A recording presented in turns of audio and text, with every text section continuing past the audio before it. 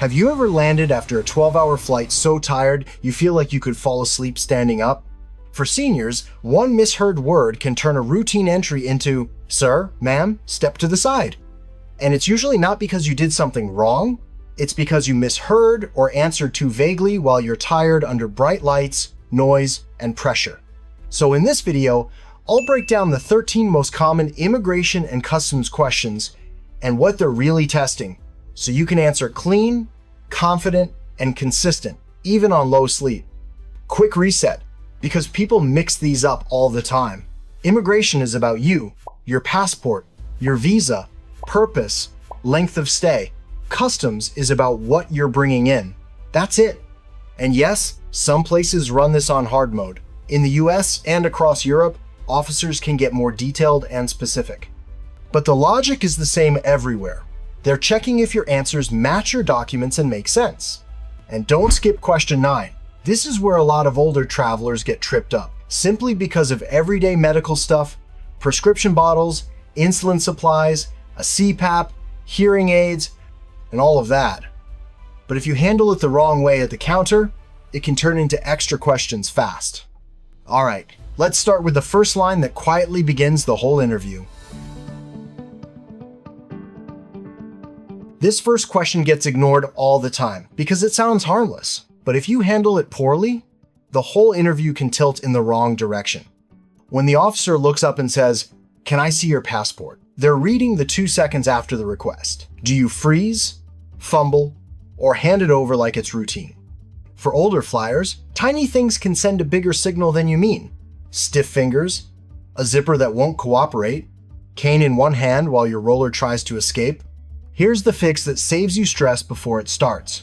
About 5 to 10 minutes before you reach the front, get your passport out, open it to the photo page, and hold it where you can hand it over in one clean motion. No digging, no fumbling, no zipper wrestling at the counter.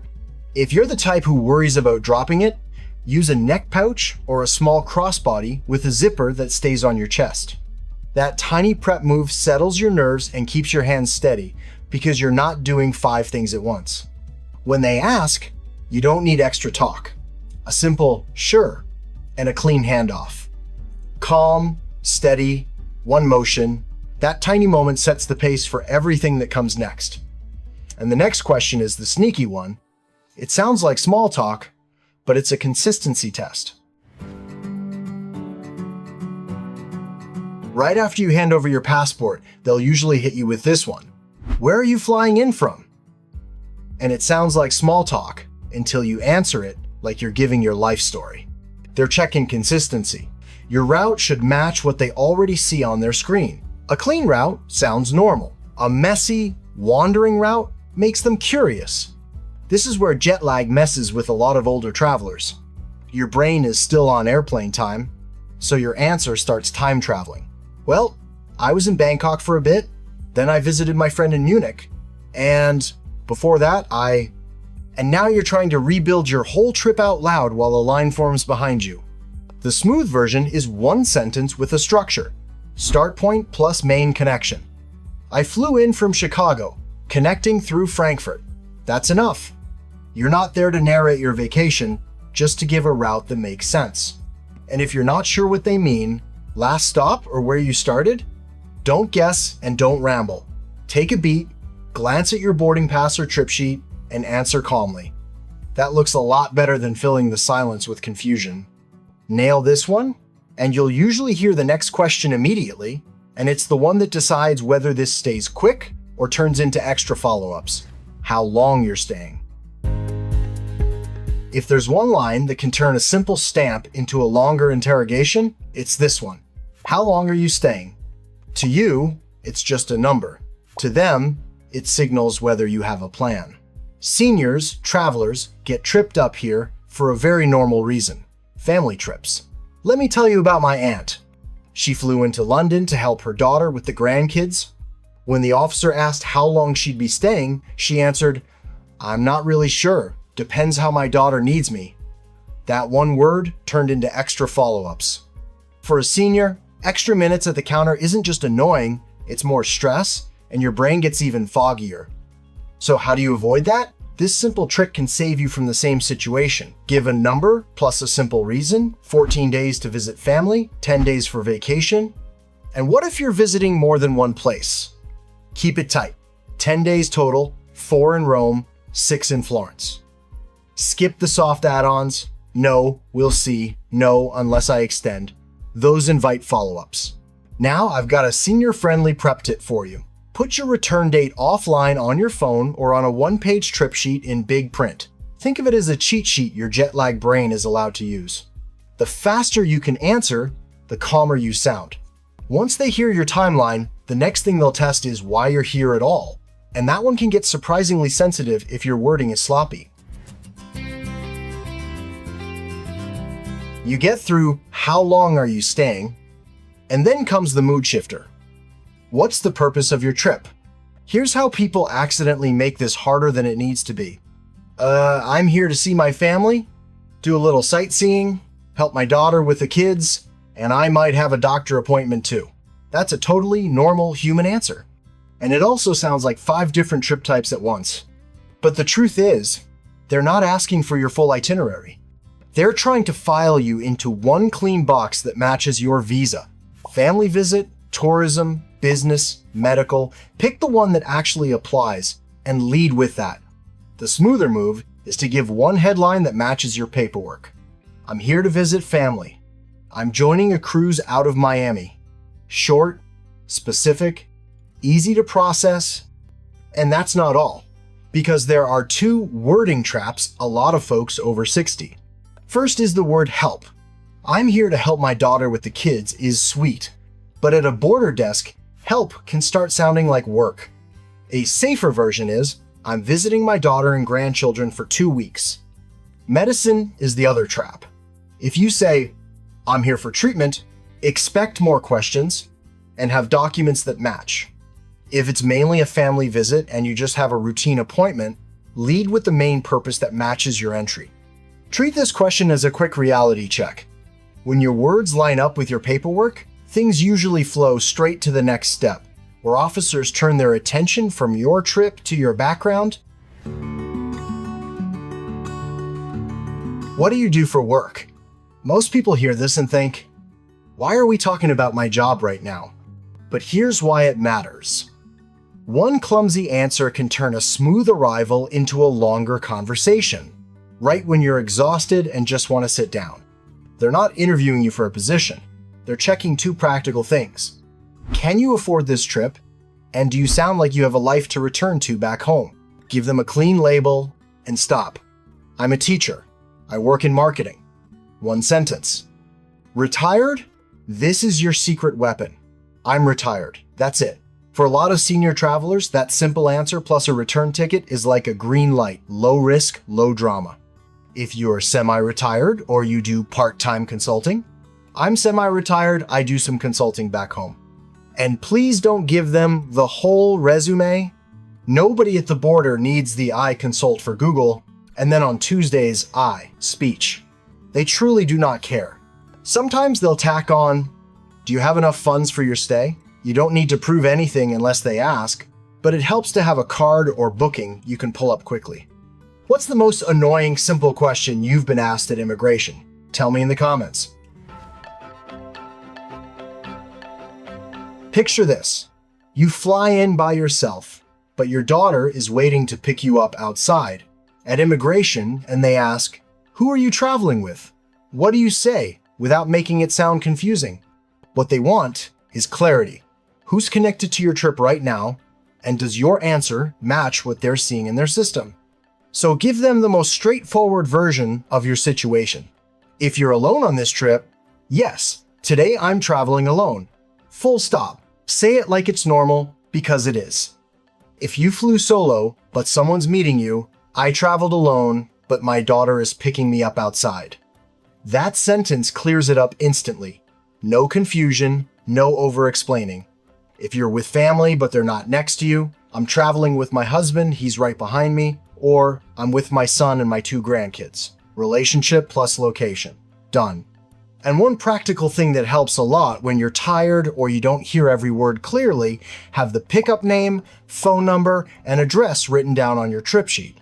If they ask, you can answer smoothly without fumbling through your phone with your glasses halfway down your nose. Because the next question is where a lot of completely normal visitors accidentally make themselves look like potential long-term immigrants without even realizing it. Do you have any family here? Is one of those questions that instantly messes with your head. Because you want to be honest, but you also don't want to accidentally sound like you're moving in. They're listening for one thing. Does your visit still sound clearly temporary? Having relatives here isn't a problem. Sounding open-ended is. If the answer is no, say, "No, I don't," and stop. No extra commentary, no awkward explaining. If the answer is yes, aim for real, but brief. Who, where, and how long, then close it.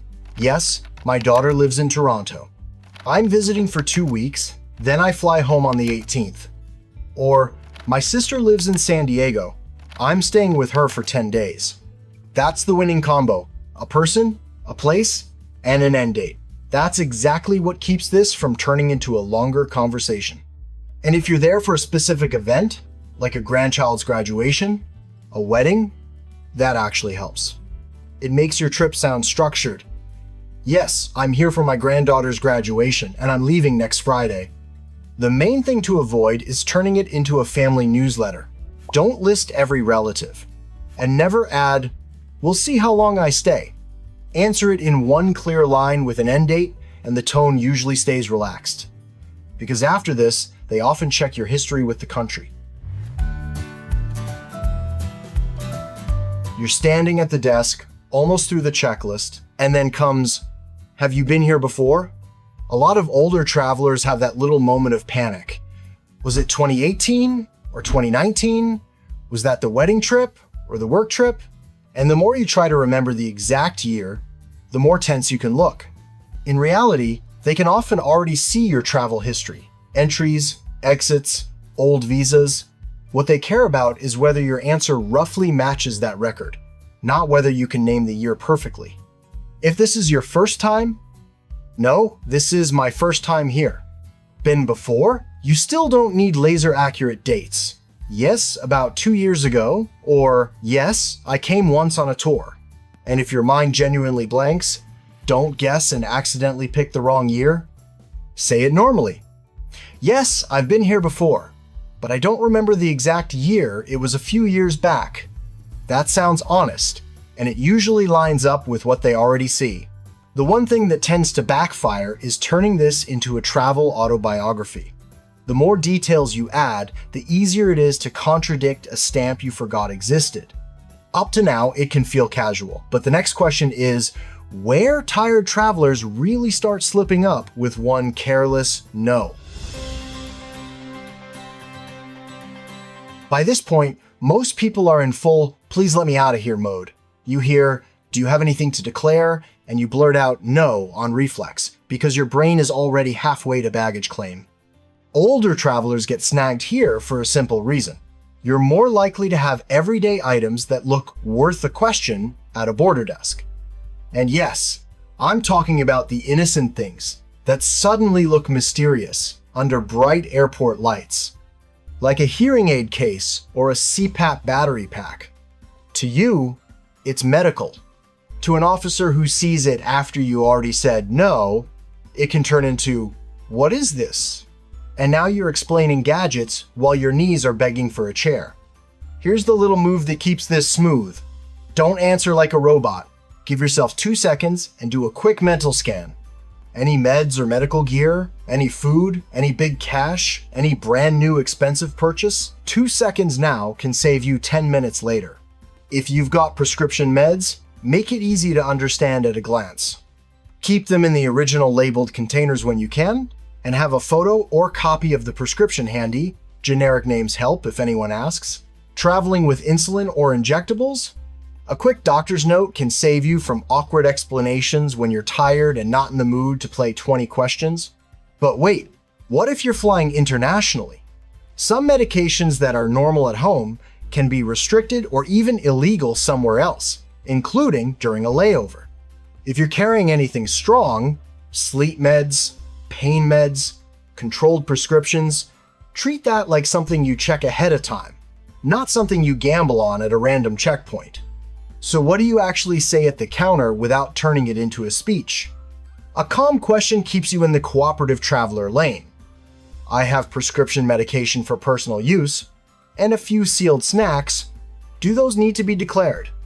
That one sentence sounds organized, honest, and it prevents the worst case scenario, saying no, and then having something found. And once you get past this, they switch from "what are you carrying?" to "okay, where are you going with it?" Which is why the next question can feel very direct. Where you're staying tonight. This one turns into a tiny pop quiz, especially when you're visiting family, because you can remember your grandkid's favorite snack and exactly how to fold the stroller. But the moment someone in uniform asks, "Where will you be staying?" your brain suddenly goes, my daughter's house? Somewhere in that suburb? That's why they ask it. They want an anchor. Somewhere real that makes your trip sound organized instead of improvised. Don't worry. If you answer it clean, you're through. So give them one clean answer they can picture. If it's a hotel, name it. Staying with family, say who in the city, and let them know you can show the address if needed. I'm staying with my daughter in Toronto. I have the address right here. And what if your trip is a little complicated? Don't narrate the whole plan. Start with night 1. Tonight, I'm at the Marriott near the port, then I'm on a cruise out of Miami. That's enough. Do that. And this question usually takes 5 seconds. You come across prepared, and you're through fast. Here's the small detail that makes a big difference for seniors. Have the address and phone number written down in large print. Because airports are loud, officers speak fast, and nobody wants to watch you squint at tiny text, scroll the wrong screen 3 times, and go, "Sorry, can you repeat that?" right at the counter. Have you ever been asked this and blanked in the moment? What did you do? Phone screenshot, paper note, or pure memory? Tell me in the comments. This request often comes right after you've answered a few questions, and then the officer says, "Can I see your itinerary?" Or, "Do you have your hotel details?" A lot of travelers over 60 hear that and think, "Did I mess up?"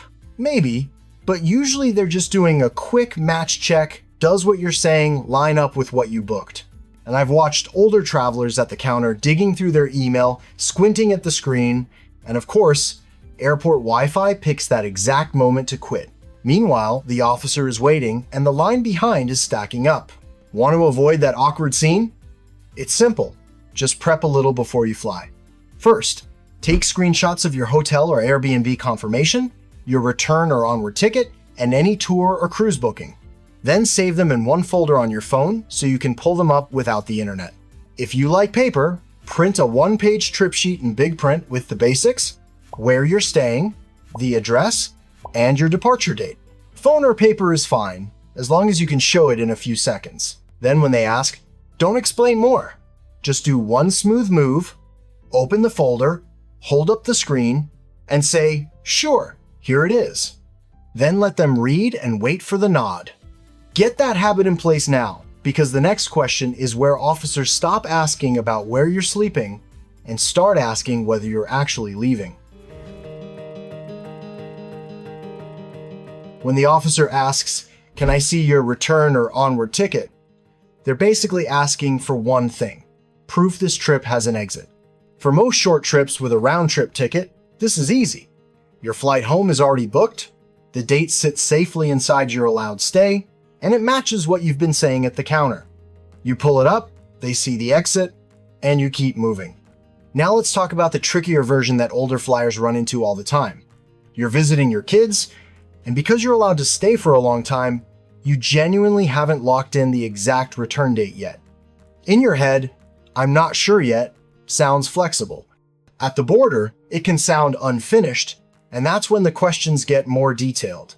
So what's the safe move if you haven't picked the perfect date? Give yourself a real exit date on paper. Book a real ticket that you can change or refund, and choose a departure date that sits comfortably inside the time you're allowed to stay. Some airlines and reputable booking sites also offer hold or price lock options. Again, the key is it needs to be real and checkable. One quick note so this doesn't get misunderstood. This isn't about trying to dodge the rules. It's about having legitimate, checkable proof on hand so you can answer cleanly and walk through with confidence. If you're not sure what the safest option is for your specific trip style, drop a comment. I'll help you think it through. And if you think that's the last hurdle, some countries still have one more. They want to know whether you've prepared for the worst case scenario. Do you have travel insurance? Doesn't show up on every trip. But if a country asks this, it's not to be nosy, because they don't want you to become a medical problem with no plan, especially when you're over 60, and even a small thing can turn into a doctor visit. And a lot of seniors roll their eyes at insurance because they think it's just about lost luggage. Nope, not this one. This question is about, if something happens, can you handle it without turning your trip into a financial emergency or a complicated situation for the country you're entering? In some places, this is a real rule, not a suggestion. If you're applying for a Schengen visa, do you know what the requirement is? Travel medical coverage of at least €30,000 before they even hand you that visa sticker. Cuba can be like that too. You may be asked to show proof of medical insurance at entry. And if you're flying from the US, it may already be bundled into your ticket on some airlines. American Airlines, for example, notes an insurance fee added to the ticket price. So it's not the kind of thing you want to figure out later in the arrivals hall. And travel insurance really is that boring little document. But do you know how much that insurance can rescue your trip? Imagine this happening to you. It's day 2 of your trip. You're slipping on a wet hotel bathroom floor, and you're sitting in a clinic lobby in a foreign country. Then the numbers start stacking. An X-ray, a brace, maybe a CT scan, just to be safe. What looked like a minor accident can turn into a bill in the thousands of dollars. And in some places, they want it up front. In that moment, I'll probably be fine. Stop sounding optimistic and start sounding very expensive. So make this easy on yourself. Save your insurance card or proof of coverage as an offline PDF, and have the emergency phone number easy to find. If you have pre-existing conditions, it's worth knowing whether your plan includes them or has rules, because that's where people get surprised. If they ask, your answer is simple. Yes, here's my proof of coverage. Then you show the screen and let them read. And even when nobody asks, having it is one of those quiet senior pro moves. It keeps small problems small, so your trip stays about family, food, and photos, not clinics and paperwork. If you stay to the end, you're already more prepared than most. And if you noticed a pattern, it's because everything at the counter boils down to the same few ideas.